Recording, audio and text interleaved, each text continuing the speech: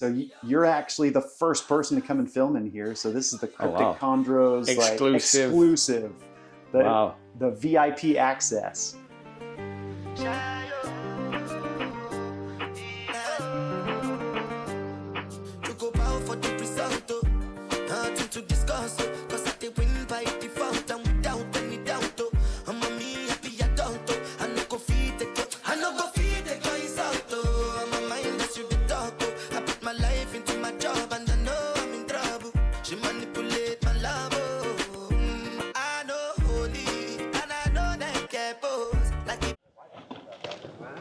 Look where we're at. Hey. We've come to Mark's place. What's up? Dude, how are you? How are you, bro? I'm great. How are you? Thanks for having me. I'm fantastic. Dude, you guys just went to see the Reptarium. How was it? We did. Reptarium was amazing, man. Yes. Amazing stuff in there. Great enclosures. I thoroughly enjoyed it. Yeah, it's cool. It's super cool. It's cool. So as you can see, we're at Mark's. We've come over. That's today's video. So welcome back to the Cryptic Chondros channel. We're at Mark's place today. We're going to come over, see his collection. He's got a new place built, a new room. He's had it kitted out with new enclosures as of Friday. So let's get in there. Let's have a look. Like, comment, subscribe, hit the notification button and get locked in. Yep. It's the spiny soft shells, and so they get like look at this beautiful creek behind Mark's house. Yeah, they're. Oh, dude, I don't know what they are, but I've literally seen some that are like this big. Yeah, massive. Like, some of the Florida ones get real big. Is that what they are? Yeah. But yeah, we got all types. So guys, we're walking into Mark's newly built, painted room. Welcome. Welcome to the Texas Chondros headquarters. Thank you for having us, everyone. Make sure you go over and check over Mark's Instagram and his pages. I'll be popping them up on the screen at the moment. So Mark, you have recently built this room. Yeah. How was that? How? It was a big project. So this is actually half of our 2-car garage. So we had a divided garage, and then earlier this spring, my dad and I, we came in. We sheetrocked everything, we insulated everything, we put in new lights, new fixtures, new floors. We went ground up and just put it all together for this purpose. We wanted to make a great snake room that, you know, not only is good for the snakes and the animals, but also good for guys like you to come in and film and shoot and have a good experience all around. So that's the hope, and now we're actually getting to do it. So you're actually the first person to come and film in here. So this is the Cryptic Chondros exclusive. The VIP access. It looks phenomenal. Even the lights, you know, wrapping around. You've got some baby tubs, and you've got the bookshelf, and it looks super lovely. And the way even the flooring, it looks fantastic. The incubator in the back, and you know, I'll do a quick pan, but yeah, we've got new enclosures that we can have a chat about in a moment from Heartland Reptiles. And then you got your segment here for the boas. Yeah, so these are the only other species that I work with outside of the GreenTreePythons. So 90% of my collection is all chondros, and that's the main focus. But I feel like everyone should have kind of a species that they're just passionate about, and even trying to like kind of crack the code on, like something that makes you work for it. And so for me, it's the Solomon Island tree boas. These are Candoya biberni australis. And I have a group of 3.3. I have 3 females up top and 3 males down low. They're all in planted vivariums. And man, they're just such a cool, unique species. Like they're live bearing. They're from the Solomon Islands, where, you know, it's one of the only places where boas and pythons are actually like together in one spot. And evolutionarily, they're just unlike any other boa out there. So super cool species, and I'm stoked to work with them. I'll pan over and we'll have a quick look at them. See what they're like. This one we've had a quick look at already, and it's absolutely phenomenal. The color, it's like a dark browny maroon with tones of red coming through. The setups are beautiful.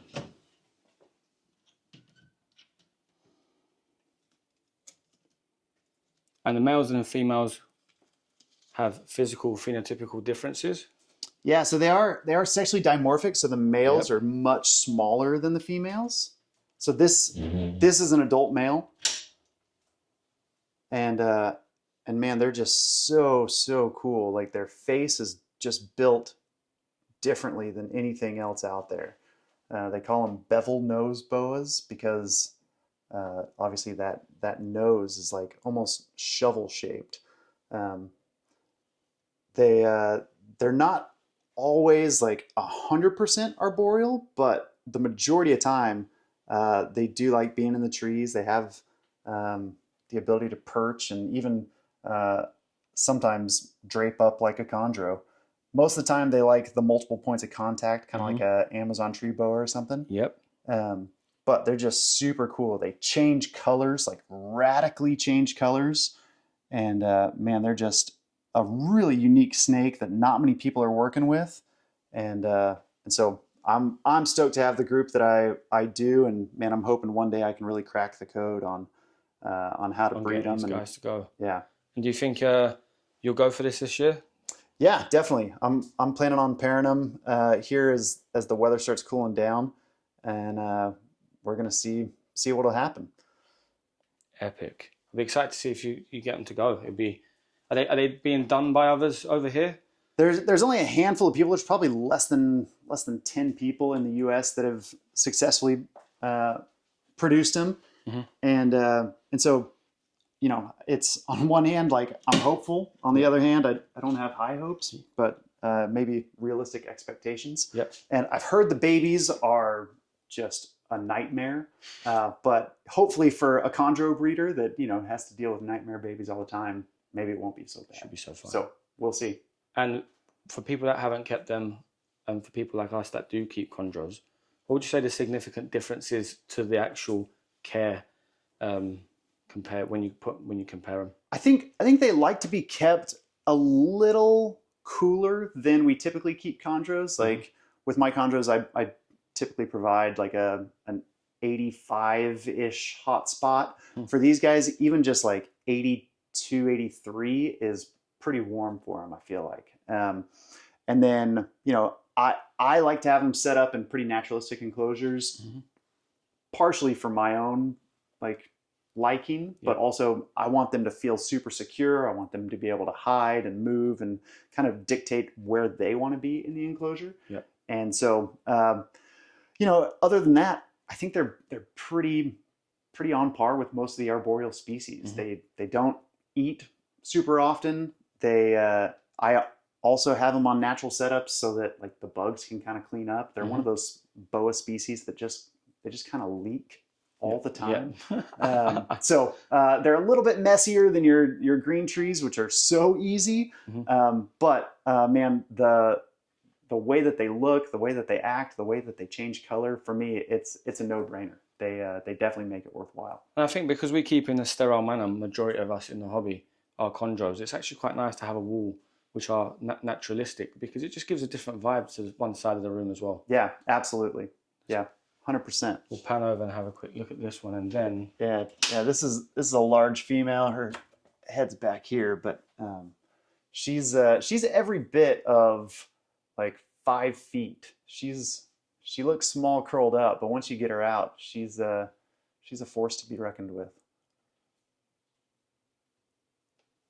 Beautiful. Yeah, they come in all different colors. There's gold ones, there's orange ones, there's red ones, there's the brown and gray ones. There's purple and pink ones. It's really like any color that you can think of.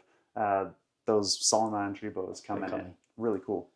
And then as we move over to the left, we start going to the chondro side of things, the GreenTreePythons. Yeah. So everything here, -1, well, no, -3, are ones that I have produced here and raised up, and these are kind of the holdbacks and the future projects and ones that are going to get plugged into the projects. So don't stone me, but I keep stuff in exoterras and Zoom Ed glass enclosures, and for me, it's done pretty well. I've done it for almost a decade now, and it works. Yeah, and it works. And it's not the only type that you're keeping in. You know, we're gonna come around and look at some enclosures in a moment that you've had delivered recently. Yeah. Later on in the video, but it works. You've got both sides of the spectrum, and it's both. Would you say they're both equally working well for you? Absolutely, yeah. I have great success in the the Exoterra style, in the tub style, Yep. and in the sterile cage styles. Yep. Man, I think all of it can work as long as you're paying attention to the snake, the environment, and all their basic needs. I think you can make a wide range of cages and environments and setups work for you as long as you're paying attention to what's going on. So we'll go ahead and have a look, Mark, and we can discuss some of these. Yeah. So these are some of your holdbacks. Yeah, so these are mostly, these are Calico babies. That one's from the Bolo to a Lyra female. And unfortunately, that one and the one next to it are kind of going into shed right now, which is a bit of a bummer. You see but their heads are a little bit swollen. I love those black diamonds. Yeah, super cool on that one. It's got like great outlines of black. So do you want me to hold the light up? Do you want to hold my phone light up to it? Would that help? Well, we can get it out of there Yeah, too. Here, yeah. let's pull it out and just see it in a little bit better light. Wow. It's like such a dark green too. Yeah. Honestly, as soon as you take it out, you can see the blues pop Yeah. straight away. Look at that. Wow. So these are going to be your, I would say, some of your foundation. You've got your main foundation, which you produce these with, but these will be obviously adding to that going forward. Yeah, so these are going to be part of the Calico project for sure. So their dad is from the Mandango line of Calicos, and you know, having the black and blue that just keeps getting passed down. That's one of the traits of the Calicos that I just love.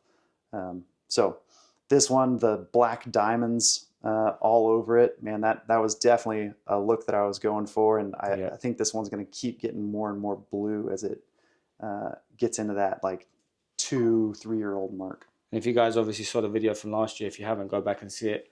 Mark is the Calico connoisseur. Yeah, well, and this one's actually a sib to the one that Bill has at his collection. So, you know, everything Bill touches turns black and blue. So thankfully, you know, that snake did it for him. And I'm stoked to see what Bill will do as he kind of crosses that Calico line into some of his stuff. Yep. Do you know the sex of these? I don't yet on these Bolo and Lyra babies, but on the other Calico grow ups, I am pretty confident in the sex of those. So this is another one, just a clutch mate of that same one. This one has lighter dorsal diamonds, but still has those black outlines, and that was one of the things that I was really going for with this clutch. So it's absolutely beautiful. Yeah, again, it's going into shed. Kind of a bummer, you know. You got to have at least half your snakes go into shed right before someone films them. Someone comes to see them. Yep. Yeah, but this one has a lot of really cool orange coming up its neck, kind of right there on its high cheek. Yep. Which is a lot of influence from the Calico, and so super excited about this one as well. It was a super funky looking neonate, and I think it's going to continue to do really well as it gets bigger and bigger. They're both beautiful. The eyes as well. I love when their eyes are still red. Yeah. Well, right, so guys, we're panning over, and I'd probably call it what Alex calls his rack. The power. What's it? The Tower of Power. Yeah. Yeah. So these are more Calico babies, but they're from last year, and they're from a different Calico male. And a Signal Herp Cyclops female. And these turned out absolutely unbelievable. I really couldn't be more happy with how these Calicos have turned out. So tease us, Mark. Yeah. So we'll start out with this one. This one is just, I mean, Jesus. Oh, it's wow. pretty gorgeous. You know, it's got a ton of blue on it. And you know, just the black speckling in it is just awesome. Oh wow! It's got the blue on it around the neck, the black. It's phenomenal. Yeah. That's insane. Yeah, it's really, really pretty, and super stoked with this one. This one's a male, so excited to plug him into some females in the future. But Looks like a manicory on steroids. yeah, With some right. black. Bro, Yeah. the camera's picking up so well. The blue is like a blushing all over this snake.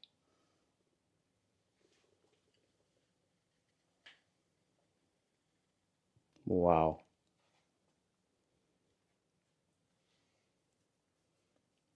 Wow.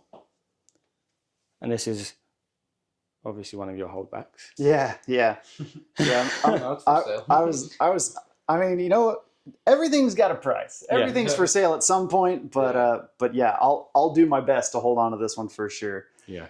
So it turned out awesome. It's one of the best like blue animals that I've produced in a handful of years, and I don't necessarily try to produce a bunch of blue animals, but I'm not upset when they come out. Yeah. They are reds, by the way. So. Right. So then this one is a female. Wow. And it's got a bunch of blue and black, but man, the blue on this one it's almost like silver or lavender. Like it's not a bright neon blue. And man, it's just awesome. And so there's orange on its head and on its like coming up underneath its mouth. And this one's just super cool.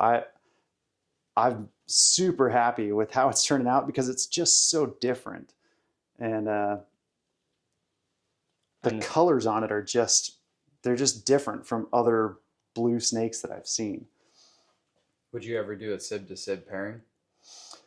I have done a sib to sib pairing, and I'll show you some of the babies from that one. But with the Calico line, I probably won't do sib to sib because I want to mix the different lines back into each other. Right. So with the Calico line, I want to keep as many calicos with calicos, but then start mixing the different branches of the calico tree back together. And what do you think? Because I plan to do a sib to sib when I get back home. Yeah. Of some Glasser stuff. Obviously, I probably know what your outlook on it because you've done sib to sib before, but we know it's quite controversial, and I'm going to do it myself. For me, I don't see a problem with it, especially if you're not just doing sib to sib and then like taking those babies and bringing them back to each. Like I think after a handful of generations, there's probably some deleterious effects that happen. Mm-hmm. But from one, even two generations, like man, reptiles are just built different. Mm-hmm. They're able to handle that little amount of inbreeding that we do with them. And man, I think especially with certain lineages and lines, like it is important to keep stuff concentrated. Mm-hmm. Again, I do think there is a ton of benefit to outcrossing, but man, there's plenty of times when breeding sib to sib or just different or breeding the same lineage back into itself, I think has a lot of benefits. Perfect. Now, there's one up there. There's one there that we're being teased with, and they probably haven't seen because it's too far, but wait till you see this animal. So this one keeps telling me that it belongs at Bill's house, and I keep I keep telling it no, it has to stay here. Wow. But yeah, this is a male, and man, it again just a black and blue calico that it's just killer. It's got that Mandango vibe. Mandango is a very black and blue 50% calico. It was Lemon Girl bred to Calico Jr. And this snake definitely has that same look to it. So tons of black, tons of blue, even some orange on its head that I'm super excited about. So this animal's phenomenal. Yeah, can't wait to see what I can get this one into. I've already got like big plans, and I would love to put this one to Wuhan in the future, and just see how black and blue we can get that Calico line going. That is phenomenal. Yeah. Would you say one of your favorites of your collection It's definitely one of my favorites that you produced? that I've produced here in the last couple of years, for sure. Phenomenal. Yeah, but man, it's, you know, choosing favorites is kind of like choosing your favorite kid. They're all special, and man, they all have so much. Like the best thing about Chondros is, man, every single one you could take in a different direction on a project. Yeah. This one, man, it's going to go into the Calico project, and it's probably going to focus pretty hard on the Calico black and blue type stuff. Where, man, other ones, you can take them into the yellow calicos, into just the funky pixelization and stuff. So, yeah, man, I'm super excited about this one. It was a pretty clear holdback right off the rip. Out of the egg, I was like, that's staying. This one's definitely going to stay, and I'm super happy it did. It's absolutely phenomenal, mate. Yeah. Beautiful. They all are. They've all been showstoppers, but that one is a jaw dropper. Yeah. I can definitely see the Bill vibe. yeah. It's definitely got Phoenix Reptiles funk in it. Just looking that black and blue mentality. Pan over. Mark is in front of his hatchling rack. So first of all, Mark, how are we doing this year or last year? How was your, clutches and success rate? How did it all go for you? Yeah, so I had a great year. This year I had 3 different clutches that went. 1 Calico clutch, 1 sickness line clutch, and then 1 yellow neo project clutch. So I had a great mixture of a bunch of different stuff happen. I had 27 babies, which, man, I'm not upset about. So it's 27 more than you had last year. Yeah, man. Well, that's not true. I had some last year too. Yeah. So, yeah. But yeah. So I'm super stoked about it. Almost all of them are already spoken for and everything. I think I might have 1 or 2 that are still left. But I also have my holdbacks that I'm pretty excited about. And what was your ratio this year? Because we know you're the yellow king. Dude, yeah. So I've talked about it a little bit. So I found out that one of my Calico males this year was a red dominant male, which most people would be super stoked about. And for me, like, I'm stoked to know, but I was hoping to get some yellows in the clutch, and obviously I didn't, because all he does is red babies. So so it was a bummer in the sense of, like, man, I wish I could have got some more yellow neos. Yep. But this year I produced 7 yellow neos and 20 red neos. Yep. So I know it's a terrible. It's not problem. the year that you wanted. Yeah. It's not the yellow year. Yeah. But you smashed it out of the park. Yeah. So there's plenty more opportunities to produce yellow neos in the future. Yeah. And for anyone that doesn't know, Mark, red dominant, what does that mean? Yeah. So in Chondros, they're, the baby color, they're either born red or yellow. Yellow neos are a recessive trait. So if you breed a yellow neo to a yellow neo adult to a yellow neo adult, you're going to get all yellow neos all the time, 100% of the time. Then red neos that's the dominant gene, but then you can have a adult that was a red neo that also has the yellow recessive gene in it. From the parents. And you can breed those together and get a mixed clutch of both red and yellow babies in the clutch. Then the other option is a red dominant snake. So it has 2 copies of the red gene, and it has no copies of the yellow gene. And so anything it breeds to, whether you breed it to a yellow neo or a red neo, it will always produce all reds. And that's what I found out that my male was. So I bred him to a yellow neo female, and every single baby turned out red. Now, they're all red with the yellow recessive. Yep. So in the future, with those babies, I can produce yellow neos. And you better believe I will. And just to let you guys know, if someone got a red dominant snake, they'd probably pop in a bottle of champagne that night.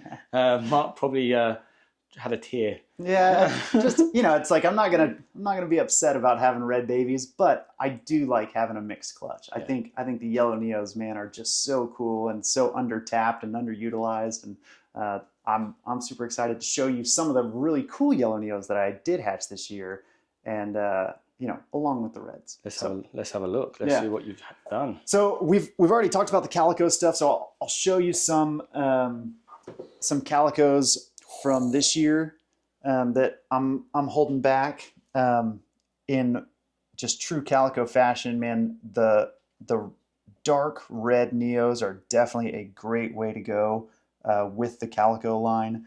Having bright orange dorsal diamonds is just a thing that I think is really cool.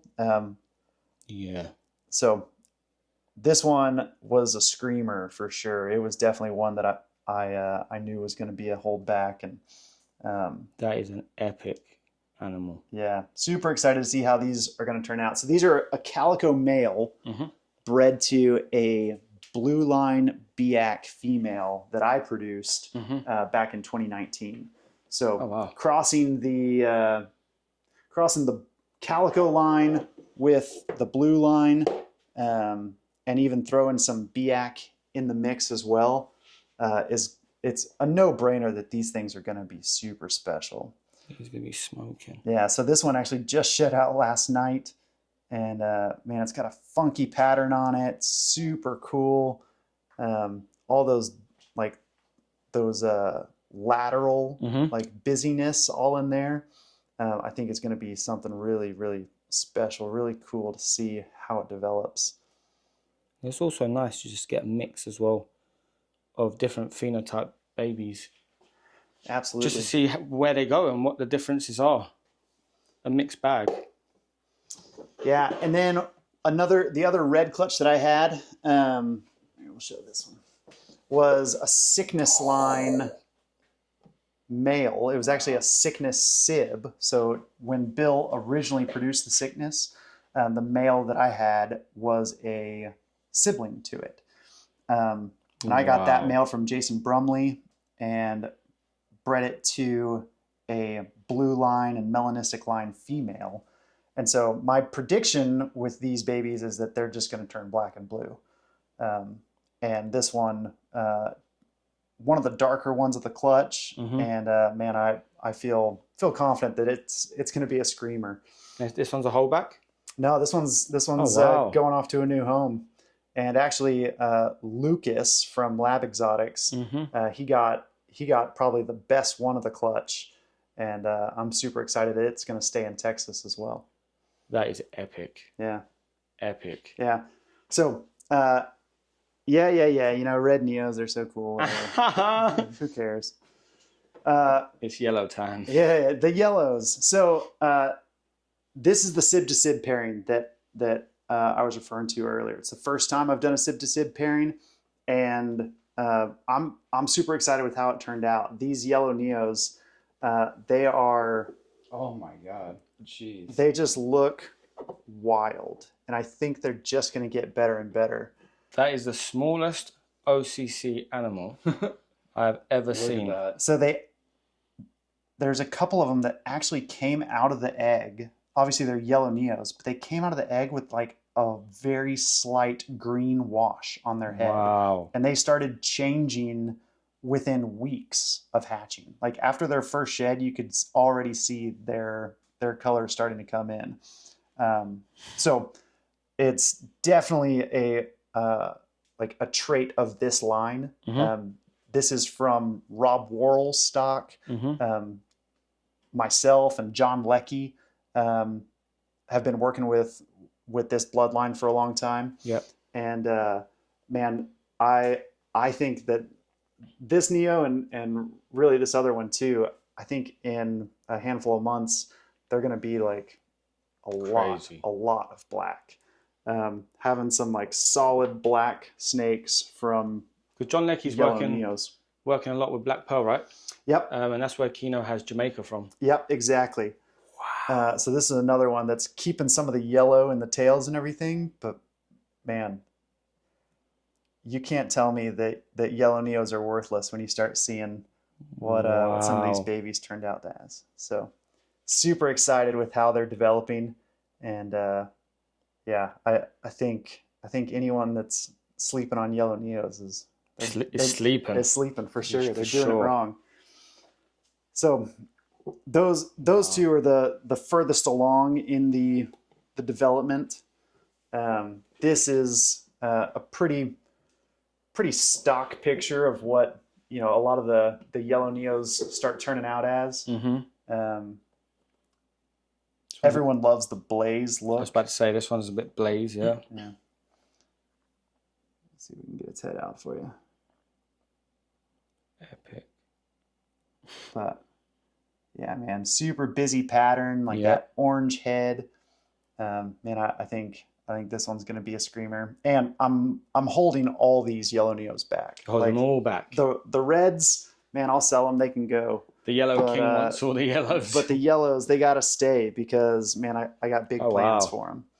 So another one starting to color up. Super busy pattern on this one. This one was very like pastel yellow coming out of the egg. And yeah, I'm excited to see where it goes. They're phenomenal.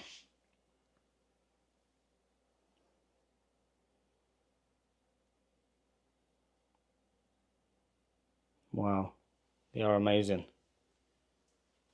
So you're excited for the yellow future?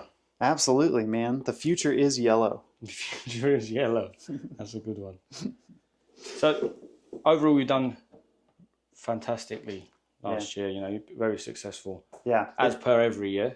It's been a good year. You know, I mean, I have projects that I'm trying to run, that I'm trying to make happen. Predominantly, the Calico line and like extraordinary looking yellow neos. And man, this year was another great stepping stone on that project. So I'm stoked with the results, and man, I got even bigger stuff planned in the future. So we've seen some phenomenal yearlings, we've seen some phenomenal neonates. Now we're going to get a couple adults out and have a look at Mark's pride and joy. Yeah, I tell you, Mark has brought heat. Mark has brought heat. Hey man, if you're going to travel all the way here, you might as well see some of the best stuff. Oh, bro, talk us through, please. So this was the sib to sib pairing that I did. These were both yellow neos. Wow. What? And they came out of the same clutch. So the female, this is a 2019 female. She is very small. What most people would consider, maybe too small. But man, her mom was very small. Her dad was kind of a regular size, but man, she just stays kind of this size. This is Crow. And man, she's got tons of melanism in her. She's got lots of yellow blotches all over her. She's just a cool snake, man. So she gave me 7 good eggs, and from this pairing. So I had paired her with Muse, her brother, and he is a breeding machine, and I would put him against any red neo out there. Man, he's got everything. I can't believe these are yellow neos, bro. He's got tons of black. He's got tons of yellow. He's absolutely phenomenal, and he's a great breeder. And so he is definitely one of the like foundational animals of the yellow neo project going forward. Wow.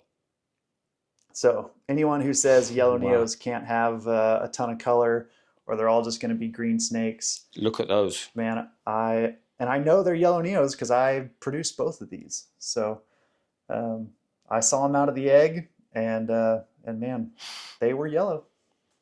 They're phenomenal. Yeah, pretty cool.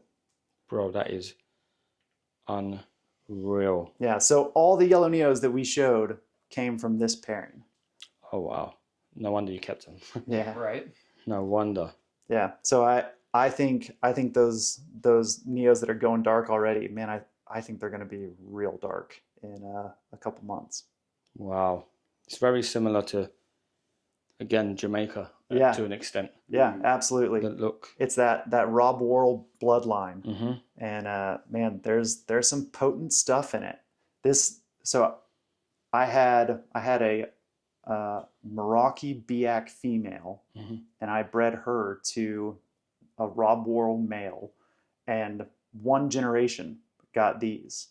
And so, man, you just think about what multiple generations of breeding the best yellow neos back to each other is going to do. And man, the potential, it's through the roof. So, Untapped. yeah. Wow. And that's just not, that's half the heat that you've brought down with you. Yeah. So if you think they're good, just wait and see. The rest, they're all phenomenal, but just wait and see. Epic. Bro, I can't be the yellows. They're phenomenal. And that's it. That's insane. Yeah. Yeah. I mean, I'm partial, but I think he's like one of the best yellow neos out there. I would agree. I would agree, yeah. He's just wild looking, man. You wouldn't think that you could get melanism from a yellow neo. Yeah. And that just completely disproves that. Yeah. Well, and I mean, a lot of the melanism that comes in on yellow neos, it just kind of fades and gets a little washy and Yeah. and doesn't stick around. But man, his scales are black. Like, yeah. Yeah. They're not going They're anywhere. just as black as one we saw previous. Yeah. It's, wow, man. And that's it. That is epic. Yeah, and the yellow on the sides. Yeah, and he's a great breeder too, which is a big bonus. yeah, helps for sure. Yeah, it'll help push the project. Yeah, the last thing you want is something that beautiful to never lock a female. Oh, dude, yeah, Right. what a heartbreak. Yeah. Yeah, so whenever like Pedro would post some of the mosaic kids Mhm. that looked like this, and I was like, I love taking cheap shots at Pedro, just showing him yellow neos. Yeah. He's like, put them in the garbage. So, He's like red dominant only. yeah. So Amazing, bro. pretty cool. Yeah, Phenomenal. definitely. This is one of like the snakes that I'm most proud of producing for sure. For sure, man. I can see why. Yeah. Wow. So decent, right? Beautiful. It's all right. Yeah.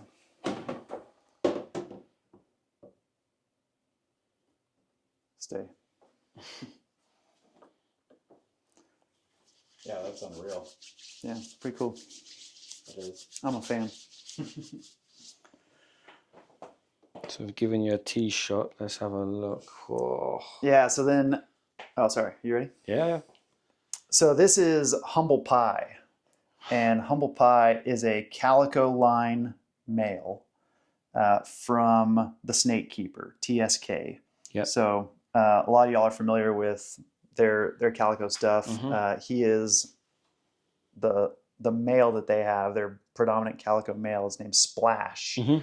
Splash was a product of Calico Jr., so just a direct descendant of him.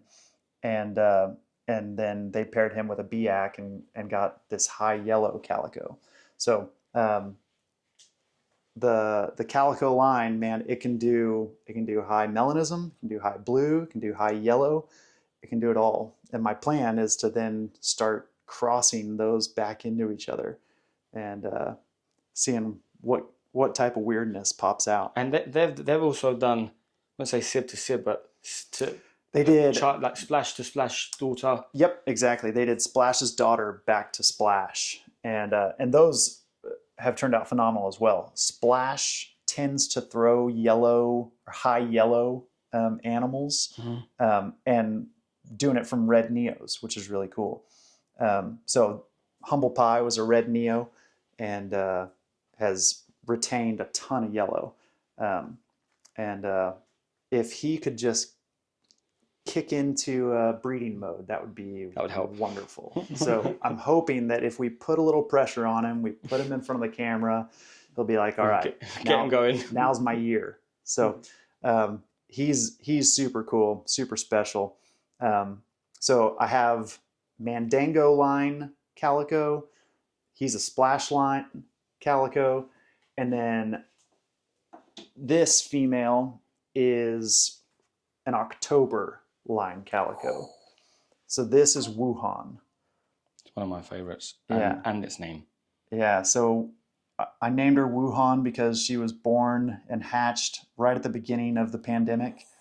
And man, Wuhan's one of those names that just sounds like a chant or a yell that you would have at a football game. Just, but yeah, she was completely patternless, one of the darkest, like blackest babies I had ever seen in pictures or in person, and just has continued to be like pretty phenomenal. So her dad was a October Womaniac male, and his name was Munich, and I paired him with a red neo Lyra Cyclops cross that was super, like, just had this blue wash all over her, and she was a gigantic female, and she produced this one. So here, maybe this year, I might give Wuhan a shot and see if she'll go. She's got a little bit of size on her, but still has maybe some growing to do. Her dad was really, really small for a male, so I'm not sure if she's gonna get much bigger than this. But my favorite part on her is just the neck. Like that orange on her neck is just awesome, and that's a super cool calico trait, especially from October's line, from Prince's line. So the goal would be to breed this Wuhan back to Mandango's line and back to Splash's line, and concentrate them genetics back. Exactly. Bring the branches of the tree back together. Absolutely phenomenal, Mark. Mind-blowing stuff, man. Yeah. She reminds me a lot of like Bill's Contagion. Just a female chondro that is mature and holding on to a ton of black. You don't typically see it, especially in females. You just don't see it. A lot of the females tend to kind of wash out and lose their melanism as they age, and I think it's pretty safe to say that a lot of Wuhan's black is here to stay. Oh yeah. And the undertones of blues and greens and the yellows. Wow. What a snake. Yeah. Yeah, she's pretty. You must be proud, bro, of what you've got, man. Yeah. This would be another snake that is up there with the top things I'm proud of producing. She is phenomenal from the way she looks, but man, she's also a huge sweetheart. Like if when kids come over and they want to hold a snake, she's one of the first ones that I go to, just because I know she's not gonna be defensive, she's not gonna strike or do anything. She's just a sweetheart. So she's a super cool snake, and man, I'm really excited to see if I can get a clutch of eggs from her. What would you like to theoretically? What would be your ideal pairing to her from what you've got? Honestly, the male that I'm gonna try with her this year first is gonna be Humble Pie. Yeah. So I mean, you just look at these two together, and you got to think like, man, what is the possibilities? It could literally be anything. Yeah. So again, changing the two, or bringing the two calico lines together. Yeah. And weaving those branches of the tree back. Man, I think it would be absolutely epic. So I have some backup males if Humble Pie doesn't get his act together. But yeah, it's definitely going to be a calico male that goes to Wuhan. Thank you. Wow. Yeah, man. What a snake! What a pairing! What snakes! You know, mind blowing. We've seen some phenomenal animals today, and I think once we put them back and get them back in, we'll talk a little bit about the bank of enclosures you've got behind you that you've recently got delivered. Yeah. And what your plans are. So yeah, Mark, we'll do that. We're in front of his brand new bank of enclosures that were delivered Friday, I believe. Yeah. So Mark, how come you went away from the industry standard? You know, the industry standard is black PVC, which I moved away from this time. I went to back to melamine and grey, which I fully sealed with aquarium sealant, and it works fantastically. How come you went for these? Yeah, so the big reason is, man, I wanted to work with a cage manufacturer that was going to help take the vision out of my head and put it into what I envision as the best chondro enclosures. And I think we've done it. So I worked with Jordan Carpenter from Heartland Reptiles, and what he does is create aluminum enclosures that are powder coated. So they're metal enclosures that have been powder coated and sealed and everything. And man, they're super light because it's aluminum. They're super durable because it's thick aluminum and powder coat.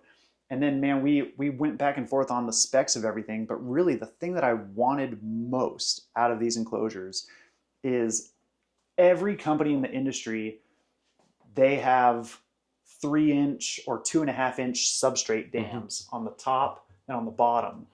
And when you do that, it cuts your viewing window to this. We were talking about this earlier, exactly this. And so, man, the thing that I really wanted a cage company to do, because so many of us, the large majority of arboreal keepers, we don't use substrate. We use paper towels or crate paper or puppy pads.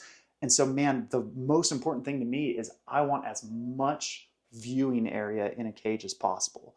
And so we almost eliminated the substrate dams. There's a 1-inch little flange here and a 1-inch flange at the top, and everything else is open for viewing. So I'm super stoked with how they've turned out. I just got them in. I'm getting glass installed in them. They are super light. You can pick it up one-handed.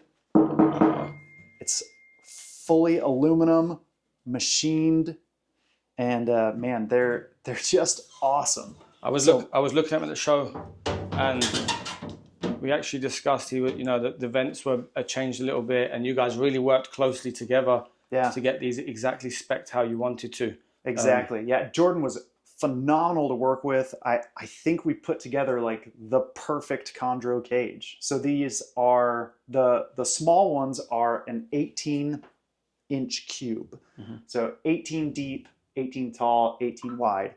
And the reason I went with 18 inches is because I think the 2x2 enclosures, I think they're great if you have the space for them. I think you can give your snakes as much space as you have the ability to give.